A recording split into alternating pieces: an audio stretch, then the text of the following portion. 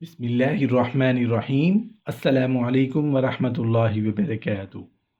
اولاد کی وفات پر صبر کرنا۔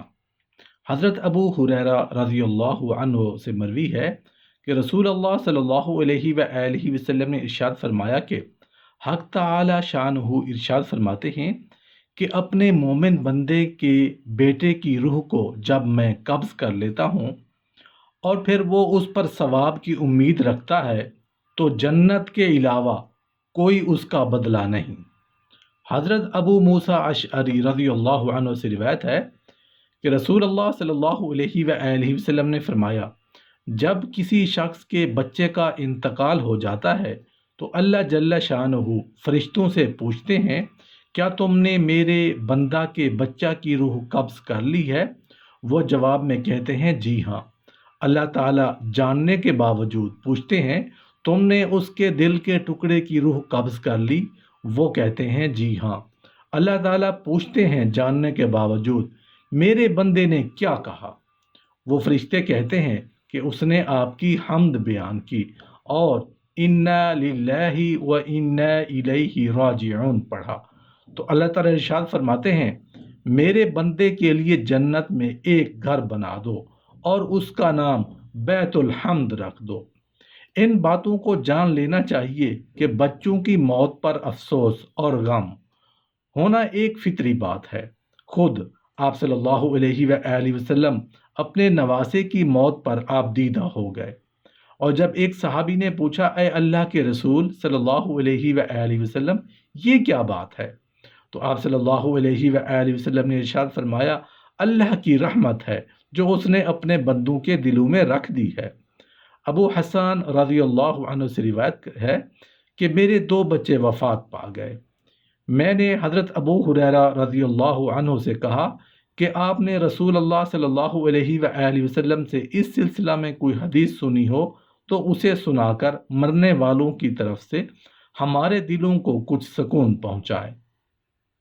انہوں نے فرمایا جی ہاں، اور پھر فرمایا، چھوٹے بچے جنت میں کیڑے ہیں، وہ اپنے باپ یا والدین، فرمایا کہ کپڑوں کا کنارہ یا ہاتھ پکڑ لیں گے جیسا کہ میں نے تمہارے اس کپڑے کا کنارہ کو پکڑا ہوا ہے، اور پھر وہ اس وقت تک ان کو نہ چھوڑیں گے جب تک اللہ تعالیٰ ان کو اور ان کے والدین کو جنت میں نہ داخل فرما دیں۔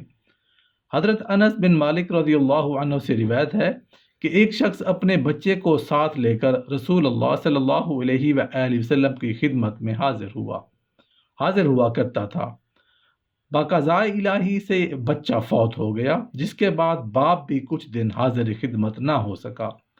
نبی کریم صلی اللہ علیہ وآلہ وسلم نے اس کی غیر حاضری محسوس فرمائی۔ پوچھنے پر صحابہ نے عرض کیا، یا رسول اللہ صلی اللہ علیہ وآلہ وسلم، اس کا بچہ فوت ہو گیا ہے جو آپ نے دیکھا تھا۔ ارشاد فرمایا، تم نے مجھے کیوں اطلاع نہ دی؟ چلو ہم اپنے بھائی کی تعزیت کو چلیں۔ صحابی کے گھر تشریف شرف سعادت بخشا اور اسے غم اور اندھوں میں مبتلا دیکھا۔ کہنے لگا، یا رسول اللہ، میں اپنے بڑھاپے اور کمزوری کے ایام کے لیے اس کے سہارے اور نفع کی امیدیں لگائے ہوئے تھا۔ نبی کریم صلی اللہ علیہ وآلہ وسلم نے ارشاد فرمایا، کیا تجھے یہ پسند ہے کہ تو قیامت کے دن حاضر ہوگا؟ اس کے بچے کو کہا جائے گا، جنت میں داخل ہو جا، تو وہ کہے گا، یا اللہ، میرے والدین تو باہر ہیں۔ اسے 3 دفعہ جنت میں داخل ہونے کو کہا جائے گا، مگر وہ ہر بار والدین کی سفارش کرے گا، حتیٰ کہ اللہ تعالیٰ اس کی سفارش کو قبول فرمائیں گے اور تم سب کو اکٹھے ہی جنت میں داخل فرمائیں گے۔ یہ بات سن کر صحابی کا غم ختم ہو گیا۔ اس حدیث شریف سے یہ بھی معلوم ہوا کہ تعزیت کے لیے جانا مسنون عمل ہے۔ کسی بھائی کو مصیبت پہنچے تو دوستوں اور بھائیوں کو تعزیت کے لیے جانا چاہیے۔ رسول اللہ صلی اللہ علیہ وآلہ وسلم کا پاک ارشاد ہے کہ جس مسلمان کو بھی کوئی مصیبت پہنچے، خواہ وہ پرانی ہو چکی ہو، جب بھی اس پر انا للہ و انا الیہ راجعون پڑھے گا تو اس کو وہی پہلی مرتبہ پڑھنے اور صبر کرنے کا سا اجر ملے گا جو مصیبت کے دن ملا تھا۔ حضرت عثمان رضی اللہ عنہ کا ذکر ہے کہ ان کے ہاں کوئی بچہ ہوتا تو اسے 7ویں دن اپنے پاس لے لیتے۔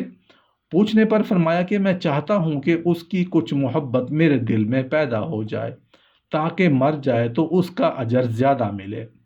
مسلمان جب ایمان کے بلند درجے اور یقین کی بلندیوں کو چھو لیتا ہے اور تقدیر الہی چاہے انسان کے خلاف ہو یا موافق، اس پر یہ ایمان رکھتا ہے کہ سب اللہ تعالیٰ کی طرف سے ہوتا ہے، تو پھر اس کی نگاہ میں حادثات اور واقعات کی کوئی حیثیت نہیں ہوتی، اور مصیبتوں کا جھیلنا اس کے لیے آسان ہو جاتا ہے، اور اس کو جو مصیبت یا حادثہ پیش آتا ہے اس میں وہ اللہ ہی کے در پر جھکتا ہے۔ یہ نہیں کہ اس کو غم یا افسوس نہیں ہوتا۔ مشکلات اور حادثات میں غم اور افسوس ایک فطری جذبہ ہے جو ہر انسان کو ہوتا ہے۔ ایک مسلمان اور کافر میں فرق یہ ہے کہ مسلمان کا دل مطمئن ہوتا ہے اور ضمیر مصیبت پر صبر کی راحت محسوس کرتا ہے۔ وہ ہر حال میں اللہ رب العزت کے فیصلے کے سامنے سر جھکا دیتا ہے۔